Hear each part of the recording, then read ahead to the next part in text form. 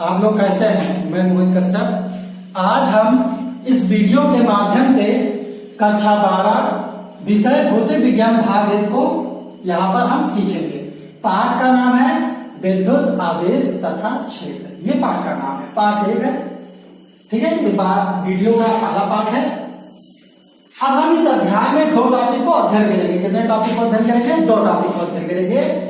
एक विद्युत आवेश और स्थिर वैद्युतिकी को हम क्या करेंगे? यहाँ पर अध्ययन करेंगे। अब ये समझिए कि विद्युत आवेश को पढ़ने से पहले हम स्थिर वैद्युतिकी को हम पहले क्या करेंगे? पढ़ेंगे, क्योंकि इसका एक अंश पार्ट है। अगर इसको हम नहीं पढ़ेंगे तो हमें समझ में नहीं आएगा। अब आप ये देखिए कि स्थिर वैद्युतिकी का एक एग्जाम्पल जैसे बता रहे हैं कि जैसे जाड़ों में जब हम स्वेटर को उतारते हैं, स्वेटर को जब जाड़ों में हम उतारते हैं तो चट-चट की आवाजें सुनाई देती है। चट-चट की क्या होती है? आवाजें सुनाई देती है। स्त्रियां जो होती है पॉलिस्टर के कपड़े पहनती है, पॉलिस्टर में जल्दी आग लग जाता है। तो ऐसा किसके कारण होता है? आवेश के कारण होता है। ऐसा किसके कारण होता है? आवेश के कारण होता है। पॉलिस्टर कपड़ों में जल्दी आग लग जाता है तो आवेश के कारण लगता है। ठीक है, तो ये क्या है? स्थिर वैद्युतिकी को हम देखते हैं आज। स्थिर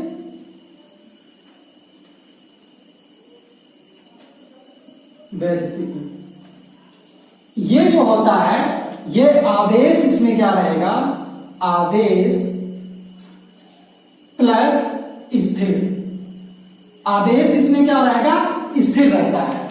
जैसे जाड़ों में हम जब स्वेटर पहनते हैं, ये स्वेटर को जब निकालते हैं तो चट चट की या चिंगारी आवाज निकलती है। तो किसके कारण होता है? विद्युत वैद्युतिकी के कारण होता है, क्योंकि जो आवेश होता है वो स्थिर रहेगा। आवेश क्या रहेगा? वहां पर स्थिर रहता है। और बॉडी से रगड़ होती है। जब ऊनी वस्तुएं या स्वेटर को हम बॉडी से निकालते हैं तो दोनों आपस में क्या होते हैं? टकराते हैं, मिलते हैं, सटते हैं। तो वहां पर क्या होता है? चट चट की आवाजें सुनाई देती है। तो किस कारण से होता है? स्थिर वैद्युतिकी के कारण होता है। और स्थिर वैद्युतिकी जो होता है आवेश प्लस स्थिर होता है। अब इसमें हम ये देखते हैं, इसकी परिभाषा देखते हैं। अब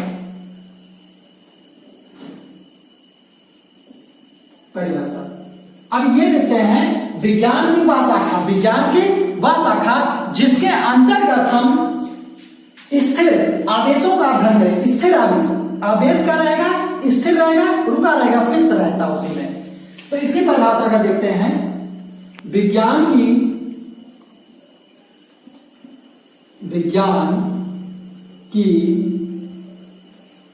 वह शाखा जिसके अंतर्गत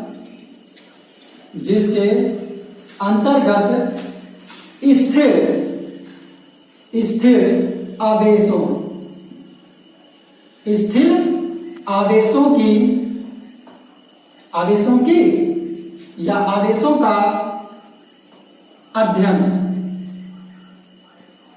आवेशों का अध्ययन करते हैं। तो हमारा क्या होता है? ये स्थिर वैद्युतिकी होती है, जो आवेश प्लस स्थिर से बना रहता है। क्योंकि आवेश क्या रहेगा? स्थिर रहेगा। इसकी परिभाषा आप भी नोट कर सकते हैं। विज्ञान की वह शाखा जिसके अंतर्गत स्थिर आवेशों की हम क्या करते हैं? अध्ययन करते हैं। तो हमारा क्या होता है? स्थिर वैद्युतिकी होता है। ये पॉइंट आया समझ में? अब हम अगला पॉइंट बढ़ते हैं।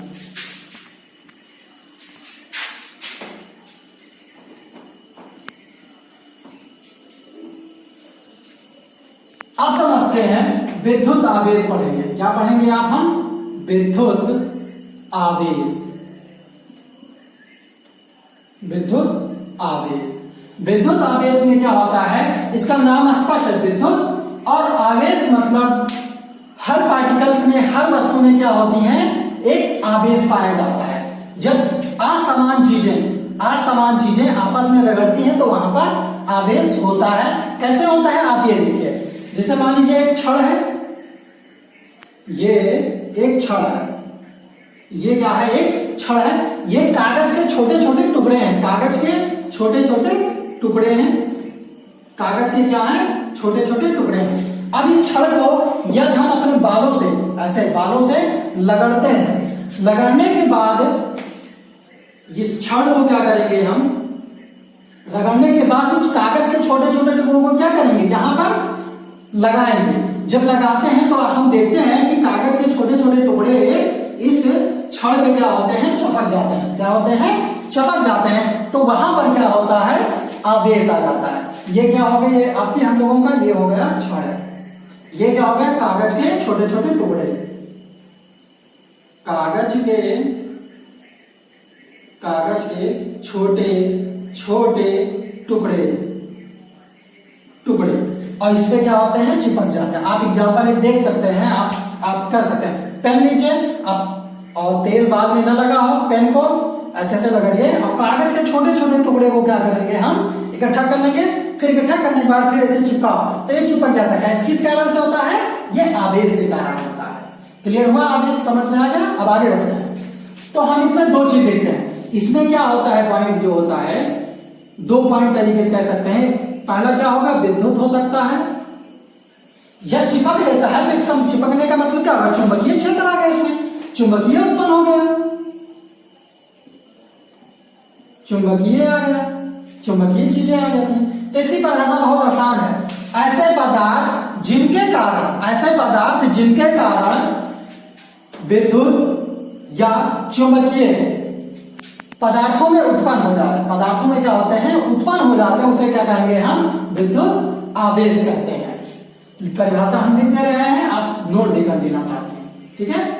ऐसे पदार्थ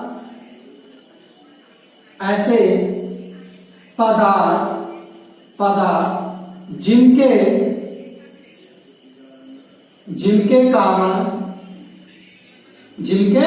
कारण विद्युत, तो हम ये समझते हैं ऐसे पदार्थ जिनके कारण विद्युत एवं चुंबकीय प्रभाव क्या हो, उत्पन्न हो। चुंबकीय प्रभाव क्या होते हैं, उत्पन्न हो। चुंबकीय प्रभाव क्या होता है, उत्पन्न हो, तो उसे हम कहेंगे विद्युत आवेश बोलते हैं। अब हम इसका एक सीधा सा उदाहरण देखेंगे। क्या देखेंगे, उदाहरण क्या लिखते हैं। अब हम क्या समझेंगे, उदाहरण जो भी यही बताया छड़ वाली, ये उदाहरण हो जाएगा। जब हम किसी आवेशित छड़ को, क्या होना चाहिए, छड़ कैसा होना चाहिए, आवेशित छड़। उदाहरण, इसके बाद हम उदाहरण देखेंगे। चलिए उदाहरण देखते हैं। अब उदाहरण देखते हैं, किसी आवेशित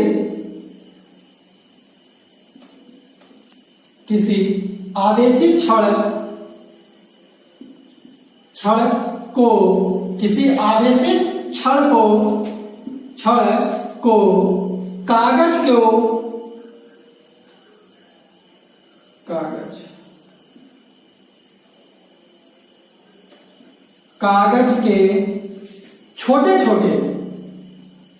कागज के छोटे छोटे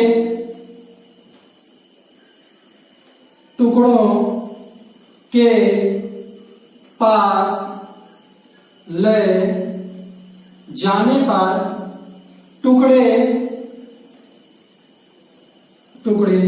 छड़ पर चिपक जाते हैं। क्या होते हैं, छड़ क्या होते हैं, चिपक जाते हैं।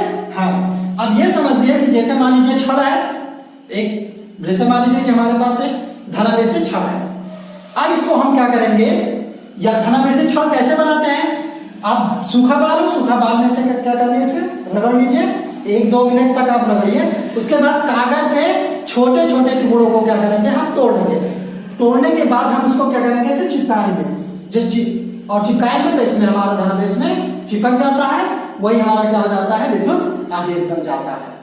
अब इसमें यह समझते हैं विद्युत आवेश, इसका एसआई मात्रक क्या होता है, विद्युत आवेश का एसआई मात्रक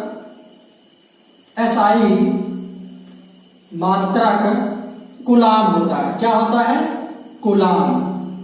एसआई मात्रक क्या होगा, कूलाम होता है, जिसे हम सी से लिखते हैं। कूलाम होता है जिसे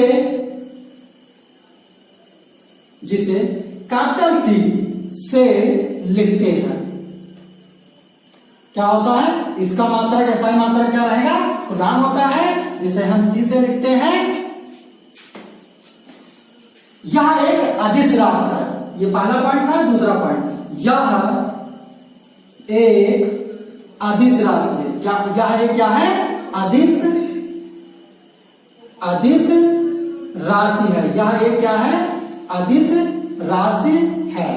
तो इसका एसआई मात्रा क्या होगा? विद्युत आवेश का एसआई मात्रा क्या होता है? कूलाम होता है। यह एक क्या है? अदिश राशि है। तीसरा पॉइंट देखते हैं, विद्युत आवेश बराबर धारा गुणे समय। इसका सूत्र है। इसका सूत्र क्या है? विद्युत आवेश बराबर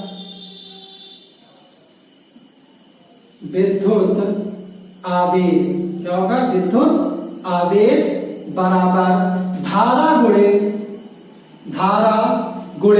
समय। क्या हो जाएगा? धारा गुणे समय। विद्युत आवेश बराबर धारा गुणे क्या हो जाएगा? समय हो जाएगा।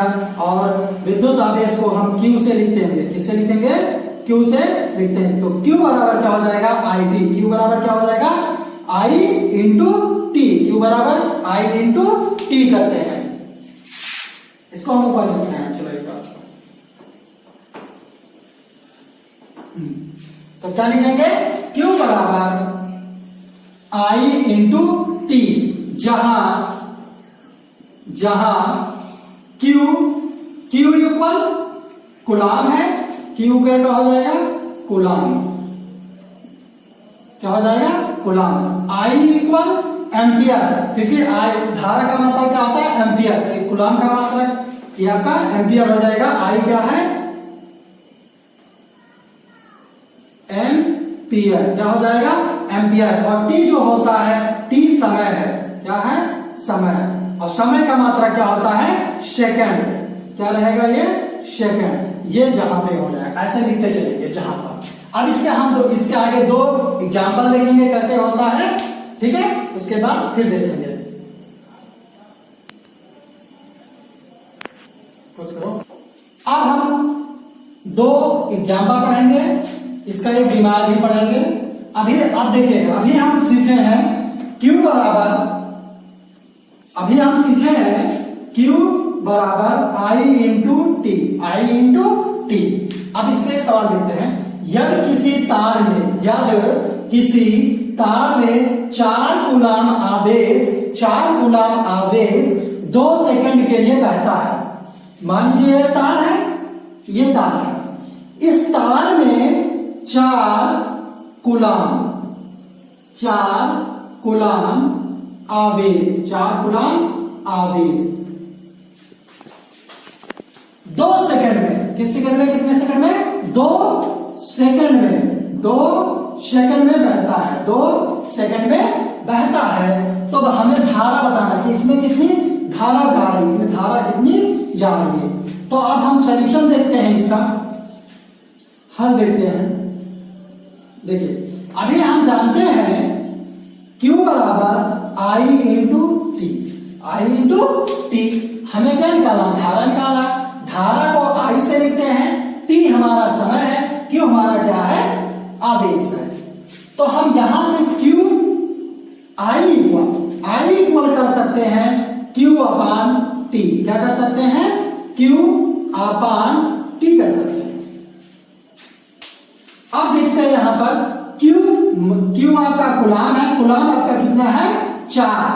तो यहां पर करते हैं 4। समय कितने में? 2 सेकंड में बह रहा है, तो 2 दूनी 4। तो यहां पर कितना बचा? 2। तो I बराबर 2। अब धारा का मात्रा क्या होता है? एम्पियर होता है। धारा का मात्रा क्या होता है? एम्पियर होता है। यहां लिख देते हैं धारा का मात्रा एम्पियर। यह है सर, इसको आप नोट कर सकते हैं। अब हम देखते हैं बीमीय सूत्र देखते हैं।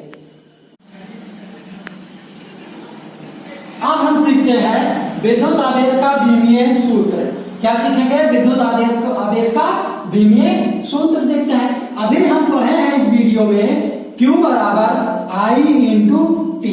ये हमने पढ़ा, ठीक है? अब यहां पर I और T क्या है? मूलभूत राशियां हैं। तो मूलभूत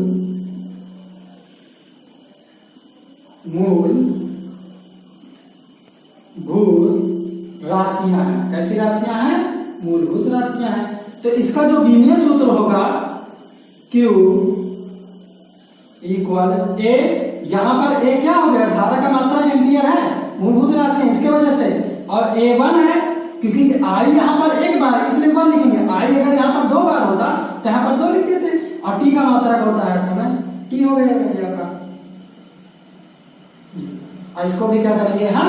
T1। तो Q इक्वल A1 और T1, ये इसका क्या होता है? बीमीय सूत्र होता है। अब हमारे इस वीडियो को आप क्या करें, वीडियो पसंद आया हो तो आप लाइक करिए और चैनल को सब्सक्राइब करिए।